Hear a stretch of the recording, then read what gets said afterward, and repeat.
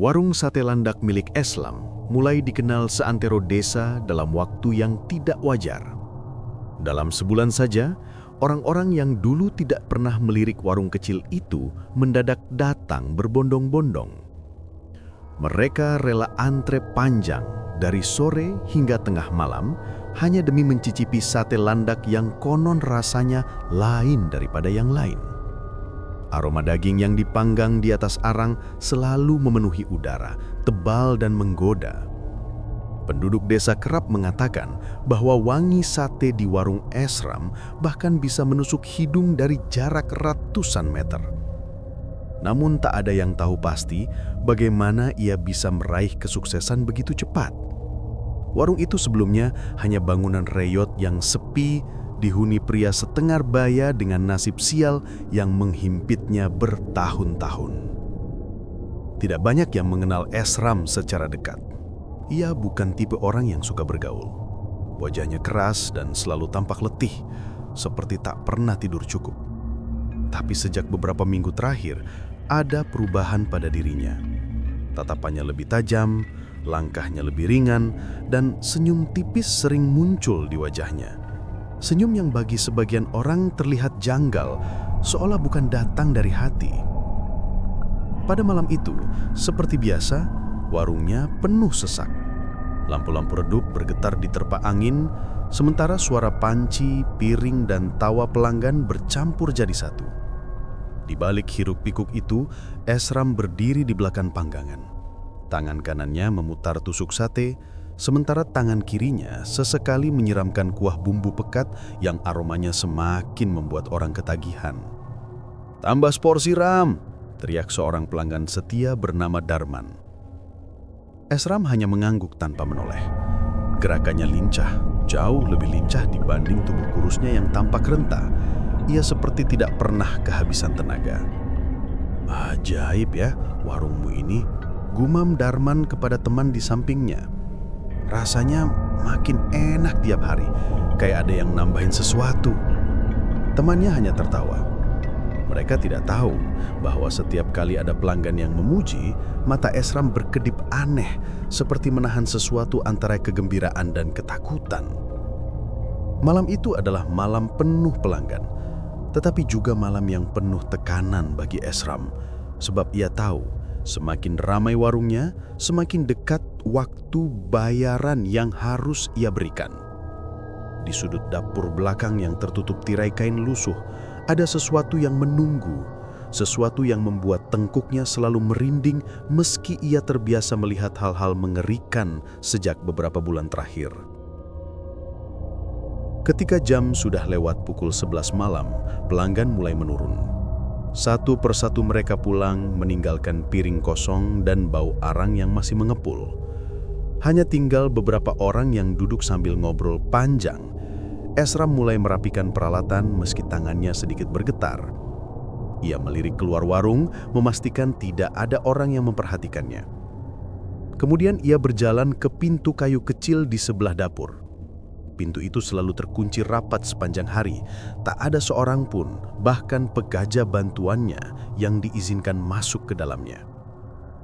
Saat Esram menyentuh gagang pintu, sebuah bisikan halus terdengar.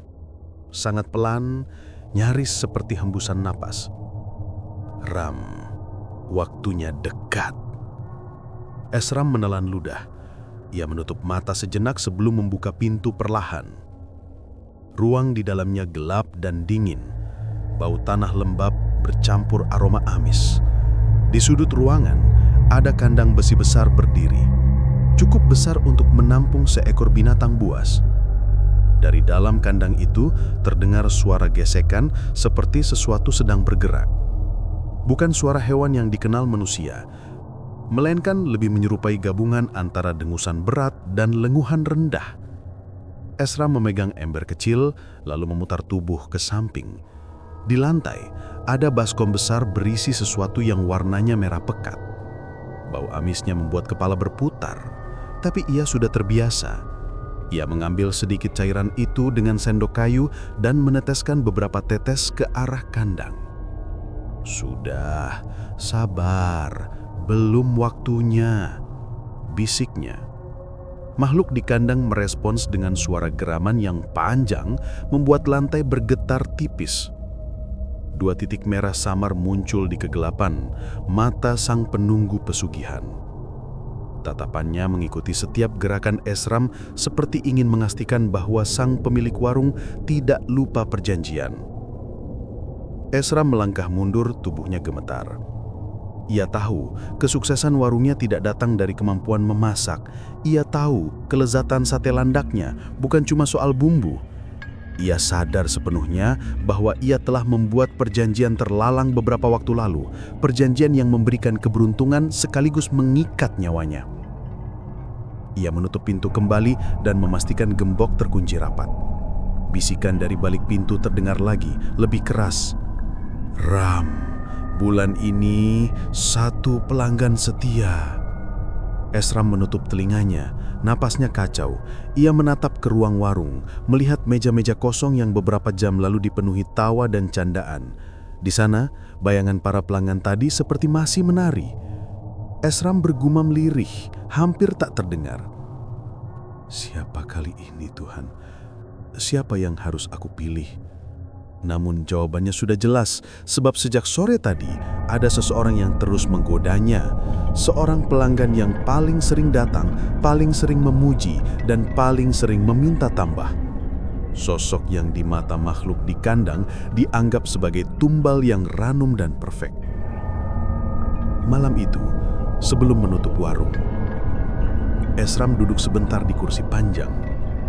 Lampu hampir padam, hanya menyisakan pendar kuning samar. Ketika ia hendak berdiri, angin dingin menyeruak dari dapur belakang, dan di antara suara angin itu terdengar satu bisikan yang membuat seluruh bulunya berdiri. Saatnya memilih. Esram menjelamkan mata. Ia tahu hidupnya sudah tidak normal lagi, namun ia juga tahu perjalanan menuju kengerian yang lebih besar baru saja dimulai. Sejak malam itu, suara bisikan dari dapur belakang menjadi semakin sering terdengar. Tidak hanya saat warung tutup, tetapi juga saat warung masih ramai pelanggan. Kadang bisikan itu pelan seperti desir angin. Kadang terdengar jelas seakan seseorang berdiri tepat di belakangnya. Bisikan itu selalu memanggil namanya dengan nada panjang dan berat, seolah berasal dari tenggorokan makhluk yang tidak diciptakan untuk berbicara. "Ram, Ram, sudah waktunya." Setiap kali mendengarnya, dada Esram langsung mengencang. Ia berusaha tetap tersenyum di depan pelanggan, meski keringat dingin selalu membasahi punggungnya. Tidak ada seorang pun yang menyadari perubahan kecil itu, atau mungkin mereka tidak peduli, karena fokus mereka hanyalah satu. Sate landak yang begitu enak, seolah membuat ketagihan. Dalam seminggu terakhir, warung semakin populer. Orang dari desa sebelah pun datang. Bahkan ada yang rela menunggu 1 jam hanya untuk mendapatkan seporsi sate. Semua ini membuat Esram tampak lebih sukses, tapi jauh di dalam dirinya, ketakutan tumbuh semakin besar. Karena ia tahu, kemakmuran yang ia dapat bukanlah hadiah, itu adalah utang. Dan utang itu harus dibayar dengan nyawa. Pada malam Rabu, ketika hujan mulai turun rintik-rintik, Esram sedang menata tusuk sate di atas nampan bambu. Suasana warung lebih sepi dari biasanya. Hanya ada 4 pelanggan yang duduk sembari menghirup aroma daging panggang. Di luar, suara hujan dan angin membuat suasana semakin mencekam. Ketika Esram membalik sate, ia mendengar suara langkah dari arah dapur belakang. Langkah itu pelan, namun jelas. Padahal ia tahu benar, semua pegawai sudah pulang. Tok, tok, tok. Langkah itu berhenti tepat di balik tirai kain yang memisahkan dapur umum dengan ruang terlarang di belakang. Esram berusaha menelan ludah, tetapi tenggorokannya kering. Ketika ia menoleh, tirai itu bergerak sedikit, seakan ada tangan yang menyebabkannya dari dalam. Tidak ada apa-apa. Namun dari balik tirai, suara itu muncul lagi. "Ram, bulan ini sudah lewat.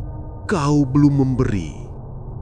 Suaranya rendah, berat, dan bergema seperti berasal dari ruang yang jauh lebih besar daripada ruangan kecil itu. Esram menghela napas panjang, berusaha menguasai diri. Ia menjawab dalam hati, sebentar lagi, beri aku waktu memilih." Namun bisikan itu tidak selesai.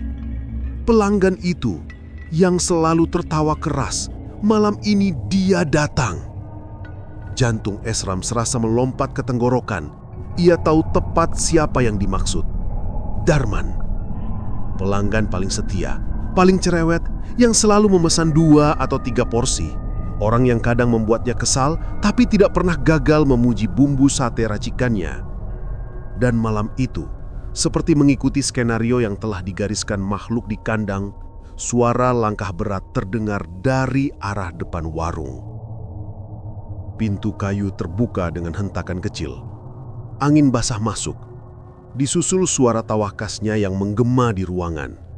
"Ram, wah, rame juga nih meski hujan. Seporsi. Enggak, 2 porsi sekalian." Esram memutar badan, memaksa senyum yang terasa lebih seperti grimace. "2 porsi aman, duduk dulu." Darman duduk di meja pojok, tepat di tempat yang biasa ia duduki. Ia mengusap wajahnya yang basah hujan, langsung mulai mengoceh tentang betapa enaknya sate buatan Esram. Setiap kali pria itu tertawa, bisikan dari belakang terdengar lagi, seolah meletakkan tekanan di telinga Esram. Itu yang kami mau, yang selalu datang, darahnya manis." Esram hampir menjatuhkan tusuk sate dari tangannya. Ia menggigit bibir, mencoba menahan gemetar. Namun yang paling membuatnya takut bukan hanya suara itu, tetapi bayangan hitam yang muncul dari sudut tirai belakang. Sepasang mata merah kecil mengintip antara celah kain. Mata itu mengawasi Darman. Mata itu menilai. Mata itu menuntut. Ketika sate selesai dibakar, Esram membawa 2 porsi besar ke meja Darman. Pria itu menyambutnya dengan senyum lebar, sama sekali tidak sadar bahwa hidupnya sedang ditimbang-timbang oleh sesuatu yang bukan manusia.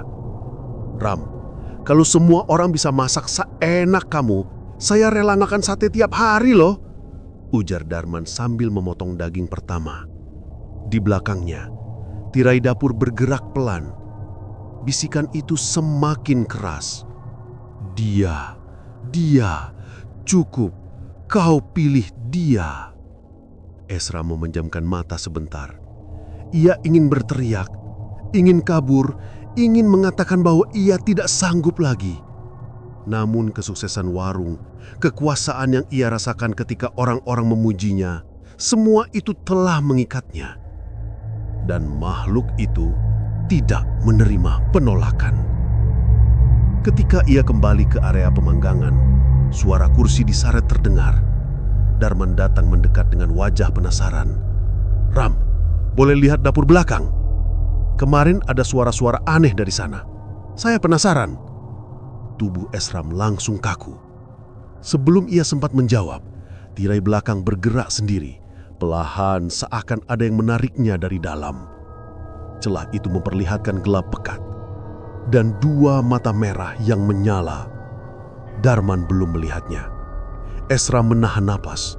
Sementara di telinganya, suara itu berbisik dengan nada puas. "Biarkan dia mendekat." Detik itu terasa panjang, seperti waktu melambat. Hujan menambah dingin. Tirai terus bergoyang dan langkah Darman semakin dekat ke tempat terlarang itu. Esram tahu, sekali pria itu melihat apa yang ada di balik tirai, tidak ada jalan kembali.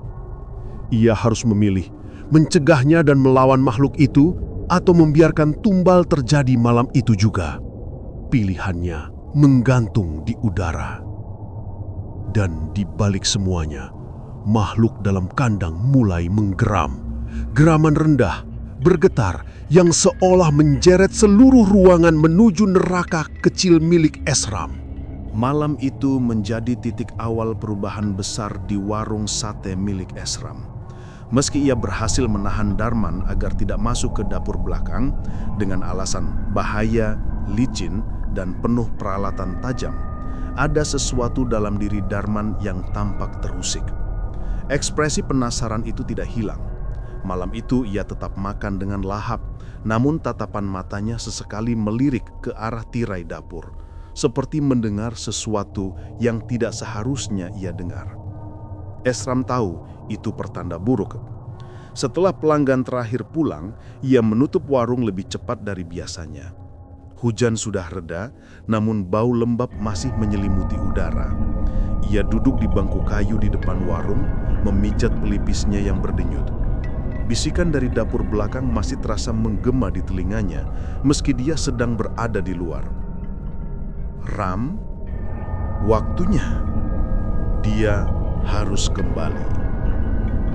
Esram menghembuskan nafas berat. Dingin menyentuh tulangnya. Ada perasaan bahwa malam itu tidak akan berakhir hanya dengan menutup warung. Dan benar saja, sesampainya ia di rumah yang letaknya tidak jauh dari warung, Esram mendapati jendela ruang tengah terbuka sedikit, seolah seseorang baru saja mengintip dari luar. Padahal ia yakin betul sudah menguncinya sebelum berangkat. Ia menyalakan lampu, memeriksa sekeliling, namun tidak ada apa-apa. Hanya ada sebuah jejak air kecil di lantai. Bentuknya seperti jejak kaki, tapi bukan kaki manusia. Jejak itu memiliki pola duri kecil di tepinya, seperti kaki landak raksasa. Esram menutup pintu cepat-cepat, jantung berdegup kencang. "Jangan ganggu aku malam ini, kumohon," gumamnya pada udara kosong. Tapi ia tahu permintaan itu tidak akan pernah dijawab. Keesokan paginya, sesuatu yang jauh lebih besar terjadi. Warung Esram dipenuhi orang, bukan pelanggan, melainkan warga yang mencari informasi. Suara-suara riuh memenuhi depan warung. "Darman gak pulang semalam. Katanya terakhir dilihat makan di sini. Istrinya datang ke rumah tetangga cari kabar." Esram mematung. Tangannya yang memegang kunci warung terasa dingin. Ia menatap kerumunan itu dengan ngeri yang perlahan merayap naik dari perutnya. Tidak mungkin Darman pulang malam itu. Aku lihat sendiri, dia berjalan di jalan utama. Pikirannya dipotong oleh suara seorang perempuan, istri Darman. Wajahnya pucat, matanya bengkak, rambutnya kusut. Ia mendekat kepada Esram dengan langkah berat, seolah setiap langkah menanggung beban dunia. "Pak Esram, Darman semalam makan di sini kan?" "Iya, Bu. Dia makan seperti biasa, lalu pulang. Dia tidak pernah sampai rumah. Biasanya dia tak pernah pulang terlambat tanpa kabar." Orang-orang di sekitar ikut mengangguk, menunjukkan simpati sekaligus rasa ingin tahu. Sebagian terlihat gelisah, sebagian lagi saling berbisik, karena ini bukan pertama kali ada yang hilang setelah terakhir dilihat makan di warung itu. 2 bulan lalu, seorang pemuda juga menghilang, namun warga menganggapnya kabur ke kota. Kini baru mereka ingat kejadian itu. Kecurigaan perlahan mengarah ke satu titik. Esram.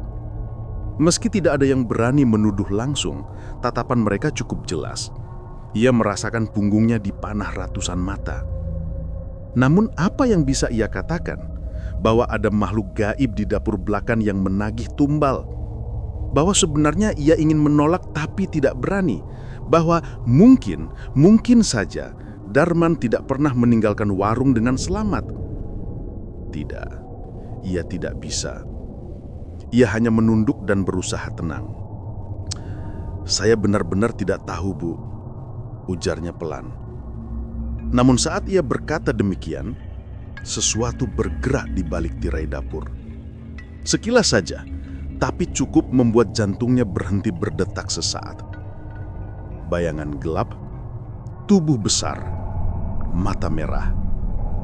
Makhluk itu bertengger di atas papan-papan pintu terdindang belakang tambah angus dan berbatu-batu gio. Siang itu polisi desa datang untuk menanyakan beberapa hal. Esram menjawab seperlunya, mencoba tetap terlihat tenang. Mereka memeriksa area sekitar warung, namun tidak menemukan apa-apa. Tidak ada jejak darah, tidak ada tanda perkelahian. Hanya warung kecil yang tampak normal. Namun ketika polisi membuka tirai dapur belakang, Esram hampir pingsan. Ia sudah memastikan pintu menuju kandang terkunci, tapi ia takut sesuatu akan terjadi. Untungnya polisi hanya memandang ruangan itu sekilas. Hanya ruang penyimpanan ya? Baunya agak aneh. Iya, bau rempah-rempah. Kelembapan bikin bumbunya cepat berubah.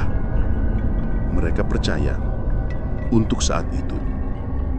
Setelah polisi pergi dan kerumunan warga mulai bubar, Esram masuk ke warung. Ia menutup pintu rapat, mematikan lampu, lalu berdiri diam di tengah ruangan yang sepi. Kalau kau benar-benar mengambil dia, kembalikan. Keheningan menjawabnya. Lalu dari dapur belakang terdengar suara sesuatu menggesek besi. Suara itu lambat, berat, seolah cakar langgung menggaruk lantai. Gerak, gerak, kerak, kerak, dan kemudian suara lain. Seperti seseorang atau sesuatu sedang mengunyah pelan. Kerak, kerak, kerak, kerak. Suara tulang yang retak disusul suara cairan yang dilumat. Esram hampir muntah. Sementara itu suara dari dalam kandang berbisik pelan, seolah sedang menikmati makanan lezat. Ram, dia sudah menjadi bagian kami. Esram merosot ke lantai menutup wajahnya dan menahan tangis yang pecah tanpa bisa ditahan lagi. Karena saat itu, ia tahu satu hal. Darman tidak menghilang. Darman sudah dikonsumsi. Dan desa belum tahu bahwa mimpi buruk itu baru saja dimulai. Sejak hilangnya Darman, suasana warung berubah menjadi lebih sepi. Meski tetap ada pelanggan yang datang karena rasa sate yang sudah terlanjur terkenal. Namun bagi Esram, setiap detik di warung itu terasa seperti berada di dalam perut makhluk buas yang menunggu ia lengah untuk menelan tubuhnya. Ia tidak bisa tidur. Setiap kali memejamkan mata, ia mendengar suara kunyahan dari balik kandang. Setiap kali mencoba melupakan, bau anyir samar seperti menempel di seluruh dinding dapur. Dan setiap kali ia hendak membuka warung, ia merasa ada yang memperhatikannya dari sudut-sudut gelap. Namun yang paling ia takuti bukanlah makhluk pesugihan itu, melainkan arwah tumbal pertama yang kembali. Dan kini arwah tumbal itu tidak lagi diam. Malam Jumat, ketika hujan turun tanpa henti sejak sore, Esram memutuskan menutup warung lebih awal. Cuaca dingin membuat orang malas keluar, namun ada pelanggan yang datang tiba-tiba. Seorang pemuda yang tidak pernah ia lihat sebelumnya. Anak itu duduk di meja dekat jendela, memesan 1 porsi sate dengan suara terbata. 1 porsi sate landak, Pak. Esram meliriknya sebentar. Ada yang aneh dari pemuda itu. Matanya selalu melihat ke arah tirai dapur seakan mendengar sesuatu. Tapi ia tidak mau ambil pusing. Ia membakar sate, menghidangkannya, lalu kembali ke dapur untuk menenangkan diri. Namun beberapa detik kemudian pemuda itu menjerit. Jeritan kaget, bukan sakit. Pak, ada orang di belakang tirai itu barusan. Esram tersentak, nafasnya langsung tercekat. Ia keluar cepat-cepat, pura-pura tenang. Mungkin cuma bayangan dari dapur yang gelap, katanya dengan suara datar. Pemuda itu menggeleng keras. Bukan, itu jelas orang, tingginya segini. Ia mengangkat tangan sejajar dada, dan wajahnya putih pucat, matanya kosong. Esram merasakan seluruh darahnya turun ke kaki. Pelanggan itu melihatnya. Arwah itu, tumbal pertama, pria pemilik warung pecel lele yang dulu menghilang tanpa jejak. Tumbal yang tidak pernah ia lihat lagi sejak malam perjanjian. dan pemuda itu melihatnya. Pemuda itu akhirnya pergi lebih cepat, tidak menghabiskan makanannya. Ketika pintu warung menutup, angin lembab masuk, membawa hawa dingin yang menusuk tulang. Esram berdiri diam di tengah ruangan, memandang meja pemuda itu. Ada sesuatu di sana. Semangkuk kuah sate yang sudah setengah termakan. Dan di dalam kuah itu, sesuatu bergerak perlahan. Esram mendekat. Dengan nafas tercekat, ia melihat sebuah rambut panjang melayang di permukaan kuah. Bukan rambut hewan, melainkan rambut manusia. Rambut itu bergerak perlahan, seakan ada arus air, padahal kuahnya diam. Tiba-tiba, rambut itu ditarik ke bawah oleh sesuatu yang tidak terlihat. Kuah itu bergolak sedikit. Esram mundur sambil menahan teriak. "Tidak, jangan di sini, jangan mulai sekarang." Namun belum sempat ia bergerak, suara tirai bergerak pelan terdengar dari dapur belakang. Kres, kres. Tirai itu tersibak sedikit, dan dari celahnya terlihat wujud samar tubuh manusia, kurus, kulit pucat keabu-abuan, mata kosong tanpa bola mata. Kepala miring, seakan salah satu sisi lehernya patah. Itu dia, tumbal pertama. Arwah yang dulu dibunuh secara diam-diam oleh Esram agar makhluk pesugihan menerima perjanjiannya. Kini berdiri di sana menatap Esram dengan mata kosong. Mulut arwah itu berbuka perlahan namun tidak mengeluarkan suara apapun. Hanya udara dingin yang mengalir keluar membuat sekujur tubuh Esram menggigil. "Pergi," bisik Esram dengan suara pecah. Namun arwah itu melangkah maju, tidak menyentuh lantai. Ia mengambang sedikit, bergerak seperti kain basah tertiup angin. Ketika ia berada 3 langkah dari Esram, kepala arwah itu tiba-tiba bergerak patah ke sisi kanan seperti dulu ketika tubuhnya dipukul benda tumpul. Lalu bibir arwah itu mulai bergerak. Bukan suara manusia, tapi suara berat bergetar keluarnya jauh lebih dalam daripada mulutnya. "Aku belum selesai." Esram terjatuh ke lantai, tubuhnya gemetar hebat. Ia mundur, menyeret tubuhnya ke belakang, menggesek lantai, nafas tersengal-sengal seperti tubuhnya sendiri menolak apa yang ia lihat. "Aku masih lapar." Esram memejamkan mata. "Tidak, tolong, jangan kembali. Kau sudah selesai." Tapi arwah itu tidak hilang, tidak memudar, tidak menghilang seperti hantu pada umumnya. Ia justru mendekat lebih dekat. "Ram, giliranmu." Esram menahan nafas. Arwah itu mengangkat tangannya, jari-jari panjang, dingin, hampir transparan, dan menunjuk ke dada Esram. Makhluk itu tidak hanya ingin dagingku, ia juga mau jiwamu. Nafas Esram memburu. "Tidak, aku masih punya waktu, belum saatnya, belum." Arwah itu menggeleng dengan gerakan kepala patah yang terdengar seperti tulang retak. "Perjanjianmu retak. Darman bukan tumbal terakhir. Mereka semua akan kembali." Dan tiba-tiba dari belakang arwah itu terdengar suara makhluk dari kandang. Geraman rendah, lalu bisikan panjang. "Ram, kami butuh lebih banyak." Arwah itu menatap Esram terakhir kali, tatapan kosong tanpa ampun, lalu tubuhnya menghilang perlahan seperti asap tipis yang terseret angin. Hening, sangat hening. Esram terduduk di lantai dalam ketakutan yang tidak bisa ia ungkapkan. Ia menutup wajah, bahunya bergetar hebat. Ia sudah tahu sejak lama bahwa perjanjian pesugihan itu tidak akan berhenti hanya dengan 1 tumbal per bulan. Tapi ia tidak pernah tahu bahwa para tumbal bisa kembali.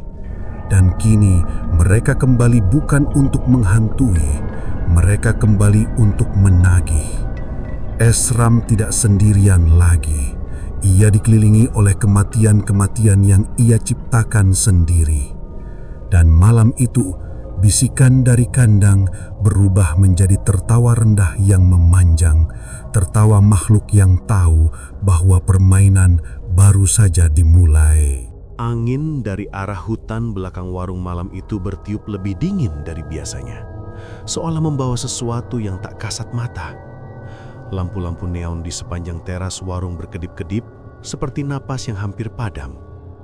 Meski begitu, warung tetap ramai. Aroma sate landak bakar memenuhi udara, menggoda siapapun yang lewat. Aroma yang semakin lama justru membuat Esram mual. Sejak kejadian malam sebelumnya, ketika ia melihat sosok berkulit menghitam dengan lidah panjang menjulur di sela pepohonan, Esram tak bisa tidur.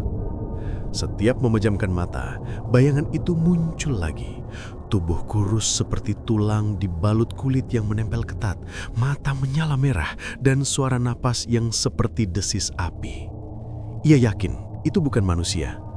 Ia juga yakin itu ada hubungannya dengan warung sate landak milik orang tuanya.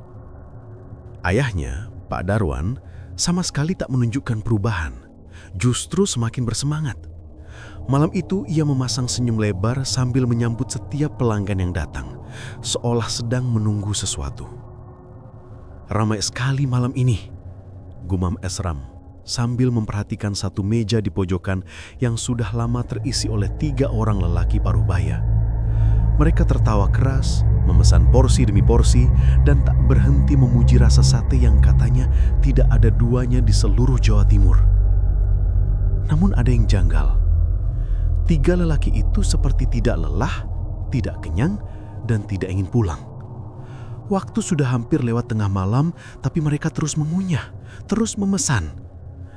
Tatapan mata mereka perlahan tampak kosong, seperti sedang mabuk. Atau kehilangan kendali. Ibu Lestari berulang kali memperhatikan mereka. Setiap ia menoleh, wajahnya tidak terlihat cemas, melainkan seolah menilai, menunggu, memastikan. "Bu," bisik Esram ketika ibunya berjalan melewati meja kasir. "Kenapa mereka tidak pulang-pulang? Kok kayak aneh?" Ibu Lestari menoleh dengan senyum yang dipaksakan. "Sudahlah Ram, mereka pelanggan setia. Kalau betah ya biarkan saja." Jawaban itu justru membuat Esram makin gelisah. Sekitar pukul 1 dini hari, warung akhirnya sepi. Hanya meja pojok itu yang masih terisi. Piring-piring berlumuran saus sate menumpuk seperti gunung kecil, membuat Esram heran bagaimana 3 orang itu masih bisa makan. Pak Darwan berjalan mendekati meja mereka dengan langkah perlahan, membawa teko berisi kuah sate berwarna lebih gelap dari biasanya. "Masih mau tambah?" tanya Pak Darwan. Salah satu dari lelaki itu mengangguk lemah. Mulutnya bergetar seperti sedang berusaha menelan sesuatu yang tak ingin masuk. Gerakan mereka makin aneh, seperti dipaksa makan. Seperti tubuhnya bukan lagi milik sendiri. Esram memutuskan mendekat. Tapi sebelum ia sampai, Ibu Lestari mencegahnya dengan tangan dingin menggenggam keras lengan Esram. "Ram, jangan ikut campur. Biar ayah saja." Nada suaranya terdengar tegang, hampir seperti ancaman. Angin dari arah hutan belakang warung malam itu bertiup lebih dingin dari biasanya, seolah membawa sesuatu yang tak kasat mata. Lampu-lampu neon di sepanjang teras warung berkedip-kedip seperti napas yang hampir padam. Meski begitu, warung tetap ramai. Aroma sate landak bakar memenuhi udara, menggoda siapapun yang lewat. Aroma yang semakin lama justru membuat Esram mual. Sejak kejadian malam sebelumnya, ketika ia melihat sosok berkulit menghitam dengan lidah panjang menjulur di sela pepohonan, Esram tak bisa tidur. Setiap memejamkan mata, bayangan itu muncul lagi. Tubuh kurus seperti tulang dibalut kulit yang menempel ketat. Mata menyala merah dan suara napas yang seperti desis api. Ia yakin itu bukan manusia. Ia juga yakin itu ada hubungannya dengan warung sate landak milik orang tuanya. Ayahnya, Pak Darwan, sama sekali tak menunjukkan perubahan, justru semakin bersemangat. Malam itu, ia memasang senyum lebar sambil menyambut setiap pelanggan yang datang, seolah sedang menunggu sesuatu. "Ramai sekali malam ini," Gumam Esram sambil memperhatikan satu meja di pojokan yang sudah lama terisi oleh 3 orang lelaki paruh baya. Mereka tertawa keras, memesan porsi demi porsi, dan tak berhenti memuji rasa sate yang katanya tidak ada duanya di seluruh Jawa Timur. Namun, ada yang janggal. 3 lelaki itu seperti tidak lelah, tidak kenyang, dan tidak ingin pulang. Waktu sudah hampir lewat tengah malam, tapi mereka terus mengunyah, terus memesan.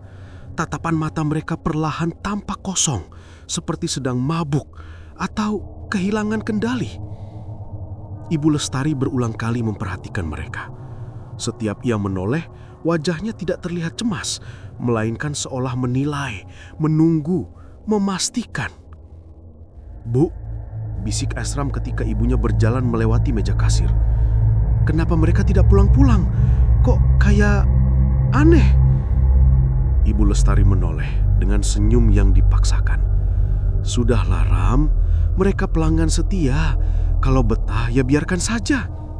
Jawaban itu justru membuat Esram makin gelisah. Sekitar pukul 1 dini hari, warung akhirnya sepi. Hanya meja pojok itu yang masih terisi. Piring-piring berlumuran saus sate menumpuk seperti gunung kecil, membuat Esram heran bagaimana 3 orang itu masih bisa makan. Pak Darwan berjalan mendekat meja mereka dengan langkah perlahan, membawa teko berisi kuah sate berwarna lebih gelap dari biasanya. "Masih mau tambah?" tanya Pak Darwan. Salah satu dari lelaki itu mengangguk lemah. Mulutnya bergetar seperti sedang berusaha menelan sesuatu yang tak ingin masuk.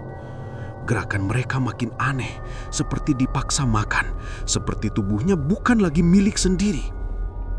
Esram memutuskan mendekat, tapi sebelum ia sampai, Ibu Lestari mencegahnya dengan tangan dingin menggenggam keras lengan Esram.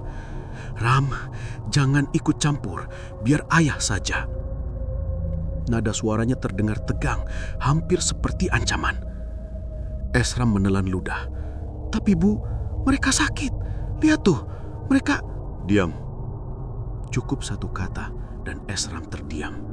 Ibu Lestari tak pernah berbicara seperti itu sebelumnya. Ada sesuatu dalam matanya, sesuatu yang gelap dan kosong seperti sedang menyembunyikan ketakutan atau rahasia besar. Beberapa menit kemudian, salah satu dari lelaki di meja itu tiba-tiba batuk keras. Tubuhnya membungkuk sampai keningnya hampir menyentuh meja. Satu batuk berubah menjadi serangkaian kejang-kejang. Esram spontan berlari menghampiri. Pak, Anda kenapa?" Dua temannya hanya menunduk seperti tak sadar apapun sedang terjadi. Ketika Esram hendak memegang bahu lelaki itu, Pak Darwan menepuk punggungnya. "Sudah, Ram, biar ayah. Tapi ya, dia pelanggan setia. Mereka tahu konsekuensinya." Ucapan itu membuat darah Esram berdesir dingin. "Konsekuensi apa?" Namun sebelum jawaban terucap, es kelapa muda di meja itu tiba-tiba bergerak sendiri.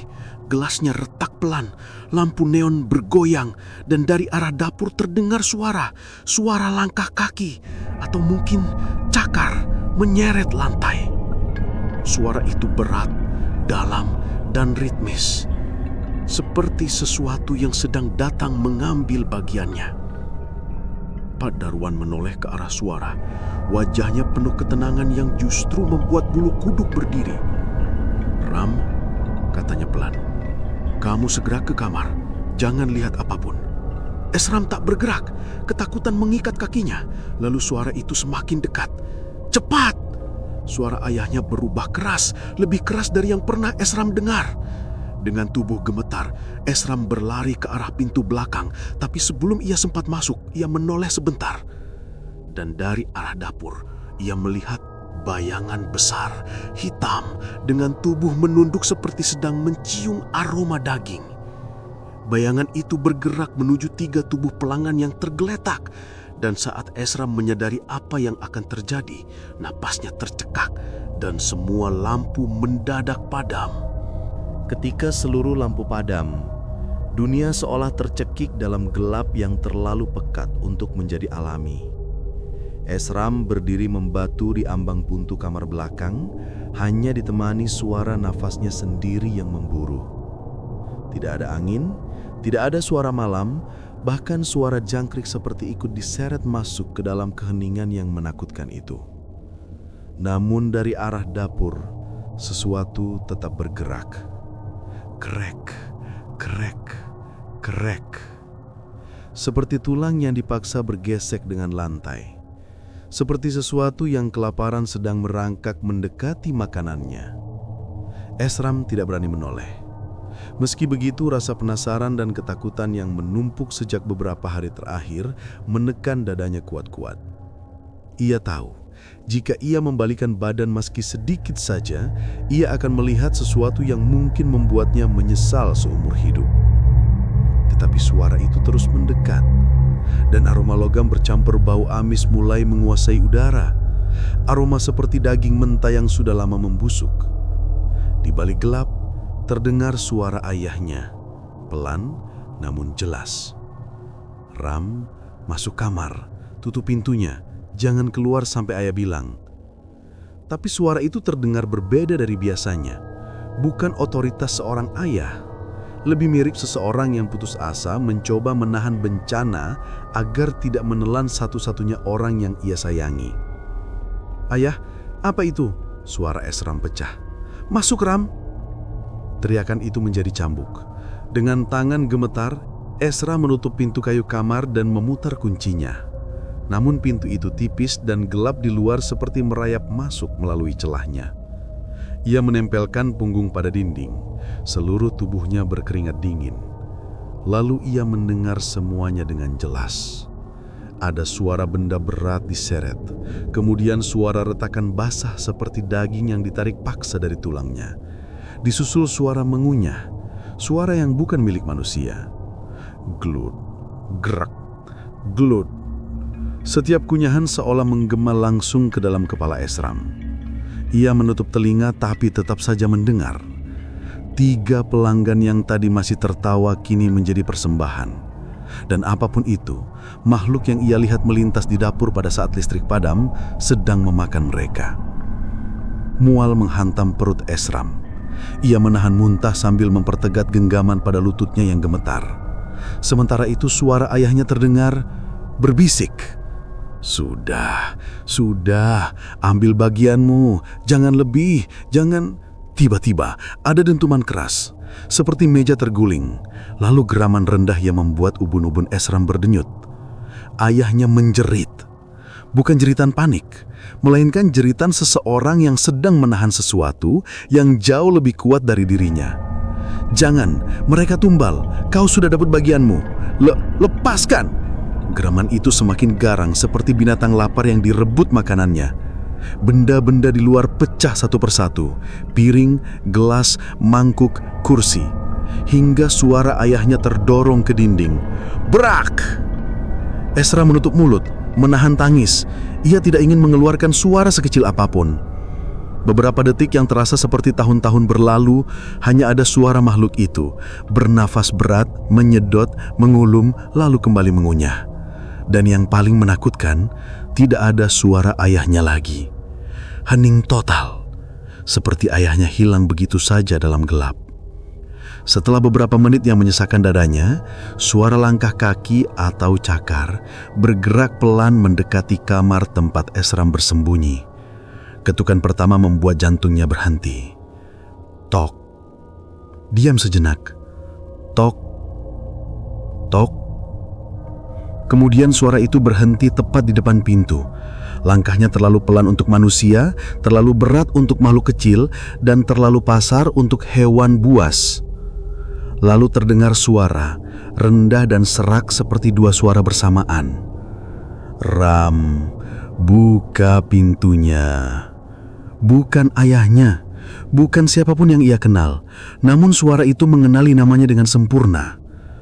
"Ram, aku tahu kau di situ. Aku mencium ketakutanmu." Esram menahan nafas. Daratan di bawahnya terasa bergoyang. Ia hampir kehilangan kesadaran. Cakar itu menggaruk pelan permukaan pintu. "Krek, buka, jangan buat aku menunggu." Suara makhluk itu nyaris seperti mengunyah sambil berbicara. Lalu tiba-tiba, "Sudah!" Itu suara Ibu Lestari, tajam dan penuh getaran magis yang tidak pernah terdengar sebelumnya.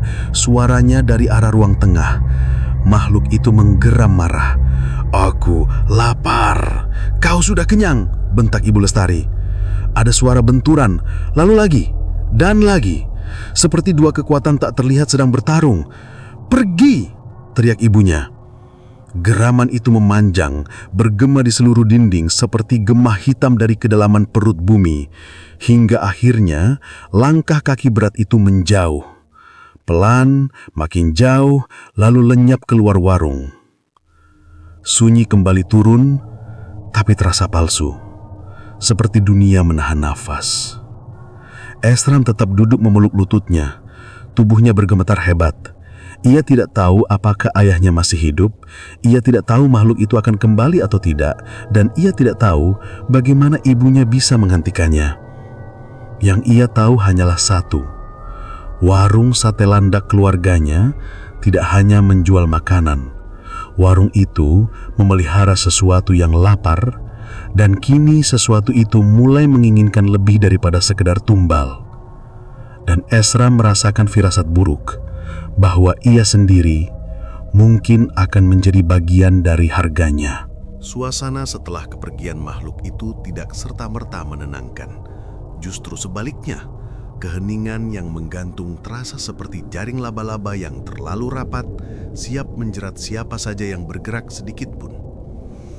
Dari luar kamar, terdengar suara Ibu Lestari yang berat. Napasnya seperti baru saja mendorong sesuatu yang tak terlihat. Esram masih duduk memeluk lutut, punggungnya menempel pada dinding, tangannya basah oleh keringat. Pelan-pelan, ia memberanikan diri untuk berdiri. Saat ia menggenggam gagang pintu, ketakutan masih menusuk tulangnya. Tapi ia harus memastikan satu hal, apakah ayahnya masih hidup? Ketika pintu dibuka, aroma amis bercampur bau bawang bakar langsung menghantam wajahnya. Ruang makan warung itu kacau, piring-piring pecah, kursi terbalik, noda merah gelap menempel di lantai seperti bayangan yang tidak mau hilang. Namun, yang membuat lutut Esram lemas bukanlah kekacauan itu, melainkan sosok ayahnya, Pak Darwan, terbaring di sudut ruangan. "Yah!" Esram berlari mendekat, namun sebelum ia sempat menyentuh ayahnya, tangan Ibu Lestari menahan dadanya. "Jangan, Ram." Napas ibunya berat, wajahnya gelap, matanya dikelilingi lingkar hitam yang tebal. Tapi bukan itu yang membuat Esram terpaku. Melainkan, di ujung jari ibunya ada noda hitam seperti jelaga, dan kulit pergelangan tangannya tampak seperti terbakar sesuatu dari dalam. "Ibu, kenapa tangan ibu?" "Tidak apa-apa," potongnya cepat. "Tapi ayah..." "Dia tidak mati," jawab Ibu Lestari. "Hanya kehilangan tenaga." Kata kehilangan tenaga itu tidak terdengar meyakinkan. Tubuh Pak Darwan gemetar, napasnya terengah, wajahnya pucat, matanya terbuka sedikit tapi seperti tidak melihat apapun. Esram merasa dunianya merosot. Apa yang terjadi? Ibu tadi teriak, makhluk itu, apa sebenarnya semua ini? Untuk pertama kalinya sejak malam mengerikan itu dimulai, Ibu Lestari tidak menjawab dengan cepat. Ia memejamkan mata, terlihat seperti sedang menelan sesuatu yang rasanya sangat pahit. "Ram," bisiknya, "ada hal yang kamu tidak boleh tahu, tapi sekarang semuanya sudah terlanjur." Ia membimbing Esram menjauh dari tubuh ayahnya, duduk di lantai dekat dapur. Esram melihat jelas noda hitam di dinding, seperti bekas cakar yang panjang dan dalam. Dengan suara pelan, Ibu Lestari mulai bicara. 3 tahun lalu, warung kita hampir bangkrut. Esram menahan napas. Tak ada pelanggan, tak ada uang. Ayahmu stres. Kamu ingat masa itu? Kita bahkan menjual motor. Ya, tahun itu sangat berat. Tapi Esram tak pernah tahu apa yang terjadi setelahnya. Lalu, ayah lu bertemu seorang dukun dari desa seberang yang dijuluki Mbah Kelumut. Ia menawarkan cara agar warung kita tidak pernah sepi. Esram membelalak. Mbah Kelumut bilang, Kalau ingin rezeki datang tanpa henti, beri makan sesuatu yang ada di hutan itu. Sesuatu yang sudah lama hidup di sana sebelum manusia membangun apapun. Dingin merayap di tulang belakang Esram. Awalnya, tumbalnya hanya hewan, landak yang ayahmu tangkap setiap malam. Kau tahu kenapa sate landak kita paling enak? Karena sebelum disembelih, landak itu harus disentuh oleh makhluk itu. Habis disentuh, dagingnya jadi lebih gurih. Orang-orang ketagihan tanpa sadar. Esram merasa seperti mual hingga perutnya kram. Tapi lama-kelamaan, hewan tidak cukup. Makhluk itu mulai menuntut yang lain. Ibu Lestari menggigit bibirnya keras. Pelanggan setia. Esram menutup mulutnya, menahan muntah. Siapa yang makan di sini lebih dari 3 kali, siapa yang mengulang pesanan yang sama, siapa yang mulai kecanduan rasa sate kita, mereka perlahan menjadi miliknya. Ayahmu tidak pernah memanggil mereka, mereka datang sendiri. Itu bagian dari perjanjiannya. Esram mengingat 3 lelaki tadi, wajah kosong mereka, cara mereka terus makan tanpa henti. Lalu, apa tadi malam? Kenapa makhluk itu menyerang ayah? Ibu Lestari menghela napas panjang, lalu menatap Esram dengan mata yang sudah tidak bisa menyembunyikan apapun. Karena tumbalnya kurang. Suara itu seperti petir yang jatuh tepat di atas kepala Esram. Seharusnya 4 orang malam ini, tapi yang datang hanya 3. Makhluk itu marah dan menyerang ayahmu untuk mengambil sisanya. Esram terpaku. Sisa apa? Ibu Lestari tidak langsung menjawab. Bibirnya bergetar dan ia menutup wajahnya dengan kedua tangan. Bahunya bergetar menahan tangis. Ram, suaranya retak.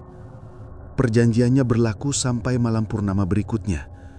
Dan sebelum waktu itu habis, akan ada tumbal tambahan yang harus diberikan. Hening terasa menelan ruangan. Esra menelan ludah, tubuhnya gemetar hebat.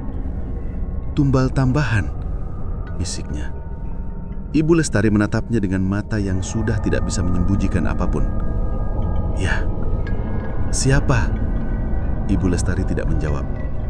Ia hanya memeluk Esram erat sekali sambil menangis tanpa suara. Dan dalam pelukan itu, Esram merasakan jawaban yang lebih menakutkan daripada apapun. Bila pelanggan setia tidak cukup, maka keluarga sendiri akan menjadi gantinya. Warung itu terasa seperti rahim gelap yang menahan napas. Angin dari luar tidak berani masuk, seolah halaman depan pun takut pada sesuatu yang sedang berkeliaran di sekitar bangunan itu. Esram berdiri terpaku, mencoba mencerna pengakuan ibunya. Kata tumbal tambahan terus menggema seperti palu godam memukul dadanya. Namun, sebelum ia sempat bertanya lebih jauh, suara berat datang dari teras warung. Krek, krek. Seperti papan kayu diinjak oleh sesuatu yang tidak punya bentuk pasti. Ibu Lestari langsung berdiri. Sorot matanya berubah. Tak lagi terlihat sebagai ibu rumah tangga yang lelah, melainkan seseorang yang sudah lama menyimpan kekuatan yang tidak ia izinkan siapapun melihat. Ram, katanya dengan suara rendah, masuk ke kamar. Sekarang. Tapi Esram tidak bergerak. Aku gak mau lari lagi, Bu, katanya meski suaranya bergetar. Aku mau tahu apa yang sebenarnya ibu sembunyikan. Kenapa ibu yang bisa ngusir makhluk itu tadi? Kenapa hanya ibu? Ibu Lestari memejamkan mata. Detik berikutnya, suara langkah berat menyeret, tak wajar mendekati pintu warung. Kluk, kluk. Suara itu seperti makhluk tenggorokannya dipenuhi tanah basah. Ibu Lestari menarik napas panjang, seolah bersiap untuk perang. Aku tidak sembunyikan apapun darimu, katanya pelan. Tapi aku memang belum pernah menceritakannya. Karena jika kamu tahu, kamu bisa ikut terikat. Terikat apa? Tanya Esram. Ibu Lestari menatapnya dalam-dalam. Di balik ketakutannya, ada sesuatu yang Esram belum pernah lihat sebelumnya. Kepasrahan yang pahit. Aku adalah penjaga garis perempuan di keluarga ini. Kita punya darah yang dapat menahan makhluk seperti itu. Bukan untuk memanggilnya, tapi untuk mengurungnya agar tidak memakan dunia. Esram membeku. Jadi, ibu bisa melawan makhluk itu? Bisa, tapi tidak selamanya. Dan tidak tanpa harga. Pintu warung tiba-tiba bergetar keras, seolah sesuatu menubruknya dari luar. Dong! Esram melonjak mundur. Makhluk itu kembali. Aku harus mengikatnya kembali, kata Ibu Lestari lirih. Kalau tidak, ia akan bebas. Bukan hanya warung ini, Ram. Ia akan makan siapa saja, di luar dan di dalam. Suara langkah itu kini tepat di depan pintu. Lalu terdengar ketukan. Pelan-lahan, teratur, seperti seseorang yang mencoba sopan.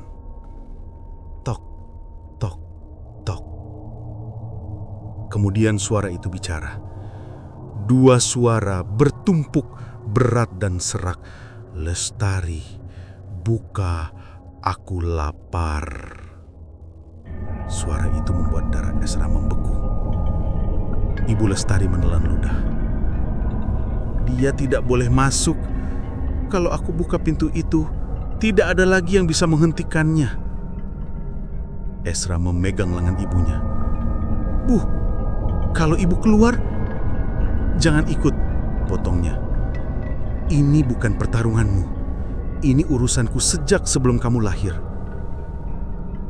Tapi saat Ibu Lestari melangkah mendekati pintu, Esram melihat pemandangan yang tidak pernah ia bayangkan. Bayangan hitam setinggi langit-langit terlihat dari celah bawah pintu. Bulunya seperti duri landak jaksasa menusuk-nusuk lantai. Lalu, sesuatu bergerak cepat. Seekor cakar setajam belati menggores pintu dari sisi luar. Krek! Kayunya terbelah. Makhluk itu tidak sabar lagi. Ibu Lestari menempelkan kedua telapak tangannya ke pintu, dan tiba-tiba Esram terkejut. Dari telapak tangan ibunya muncul garis-garis merah menyala merambak seperti akar pada permukaan pintu, membentuk simbol-simbol kuno yang tidak pernah ia lihat seumur hidupnya. Bu, itu apa? Ibu Lestari menggertakkan gigi. Penyegelan. Tapi segel ini hanya bertahan kalau tumbalnya lengkap. Pintu kembali dihantam. Dong! Simbol merah itu bergetar. Makhluk itu mulai memaksa masuk. Ibu Lestari gemetar, keringatnya mengucur deras. Ram, dengarkan ibu. Kalau segel ini jebol, kita semua... Tiba-tiba pintu terbelah sedikit. Dari celah itu terlihat mata merah menyala, sepasang mata yang tampak seperti membakar udara. Makhluk itu menyeringi. Lestari, tumbal keempat, mana? Esram membeku. Tumbal keempat. Dirinya. Sebelum Esram bisa bereaksi, makhluk itu mengayunkan cakarnya ke arah pintu, membuat kayu jebol setengahnya. Sehelai bulu hitam melesat ke dalam, jatuh di lantai dan berdenyut seolah hidup. Ibu Lestari jatuh berlutut, segel merahnya pubar. Ram, katanya dengan suara hampir tak terdengar. Pergi. Tapi Esram mendekat, justru menahan bahu ibunya. Aku gak akan lari.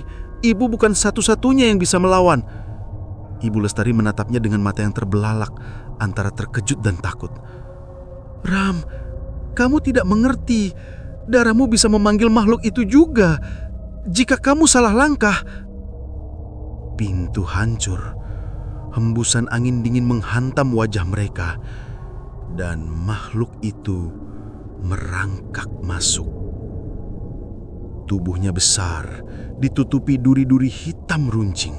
Moncongnya panjang seperti landak jaksasa, tapi mulut manusia yang dipenuhi gigi patah dan licin oleh darah. Bau busuk dan amis menyelimuti ruangan. Akhirnya, tumbal keempat. Hening. Ibu Lestari merentangkan tangan, tubuhnya bergetar hebat. Energi merah kembali berkumpul di sekitar dirinya. Kali ini lebih besar, lebih panas. "Ram," katanya lagi, "kalau ibu gagal, kamu harus lari. Jangan lihat ke belakang. Jangan panggil namanya. Jangan." Tapi Esram tidak mundur. Ia melangkah maju, berdiri di samping ibunya. "Aku ikut melawan." Dalam tatapan makhluk itu ada perubahan kecil, sekejap pengenalan, seolah ia melihat bukan makanan, melainkan sesuatu yang lebih menarik. Mungkin penerus. Dan di saat dua dunia bersiap bertabrakan, dunia manusia dan dunia makhluk hutan hitam, Esram merasakan satu hal. Pertarungan ini bukan lagi tentang warung, tapi tentang nasib seluruh darah keturunan keluarganya. Dan malam itu, batas antara manusia dan makhluk mulai runtuh. Udara di dalam warung mendadak berubah seperti lumpur dingin. Setiap hembusan napas terasa berat, seperti paru-paru Esram terisi asap hitam yang tidak terlihat. Makhluk itu merangkak masuk sepenuhnya. Duri-duri hitamnya menyeret lantai, menghasilkan suara gesekan yang membuat bulu kuduk berdiri. Ibu Lestari menahan tubuhnya untuk tetap berdiri, walau lututnya sudah gemetar hebat. Energi merah yang tadi menyelimuti tubuhnya kini mulai meredup, seperti lilin yang kehabisan sumbu. Makhluk itu menengadah. Mulutnya merekah lebar, memperlihatkan gigi-gigi pecah yang bergetar seolah haus daging. "Tumbal keempat, darah segarmu." Ia menunjuk ke arah Esram dengan cakarnya. Ibu Lestari melangkah maju, menghadang. "Ambil aku, jangan sentuh anakku." Makhluk itu mengeluarkan suara tawa rendah yang bergema seperti suara dari dasar sumur. "Kau penjaga, bukan tumbal." Cahaya merah dari tubuh Ibu Lestari makin redup. Matanya mulai kehilangan fokus, seperti kehabisan tenaga hidup. Dan saat itulah Esram sadar. Ibu sedang sekarat. Ritual penyegalan tadi menghisap hampir seluruh energinya. Makhluk itu kembali bergerak maju. Cakarnya menghantam meja, membuat kayu pecah berkeping-keping. Esram merenggut bahu ibunya. "Bu, kita kabur aja. Ibu nggak perlu lawan dia sendirian." Tapi Ibu Lestari menggeleng lemah. "Kalau kita lari, dia akan mengikuti, dan dunia luar tak akan bisa menghentikannya. Satu-satunya cara adalah menyegalnya, dan untuk menyegal diperlukan tumbal." Esram membeku. "Bu, jangan bilang tumbal itu..." Ibu Lestari memegang pipinya, menatap dengan kasih sayang yang bercampur duka. "Ram, maafkan ibu. Perjanjian ayahmu dulu tidak pernah dimaksudkan untuk kamu ketahui, tapi kini kamu ikut terlibat. Darahmu sudah dikenali olehnya." Makhluk itu mendesis. "Waktunya tiba." Lantai bergetar. Sesuatu di bawah tanah bergerak seperti akar raksasa yang bangkit. Esram memelototi makhluk itu. Ia tahu ketakutannya tak berguna lagi. "Bu, aku tidak mau jadi tumbal." Tidak, balas ibunya. Kamulah segalnya. Esram tersentak. Apa bedanya? Ibu Lestari menahan tangis. Segal itu tidak mati, tapi akan hidup di antara dua dunia. Kalimat itu membuat dunia Esram meruntuh. Ia akan hidup, tapi tidak sebagai manusia sepenuhnya. Makhluk itu mulai dekat lebih cepat, seperti bau manusia muda membuatnya semakin liar. Dalam kepanikan itu, sebuah benda kecil jatuh dari saku Ibu Lestari. Seuntai kain merah tua dengan simbol yang mirip akar. Esra menatap benda itu, lalu tatapannya kembali ke ibunya. Bu, kalau aku jadi segal, ibu bakal hidup. Ibu Lestari terdiam. Ia tidak bisa berbohong.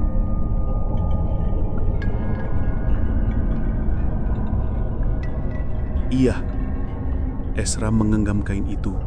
Tangannya gemetar, dadanya menjerit, namun keputusan itu telah muncul sebelum ia terpikirkan.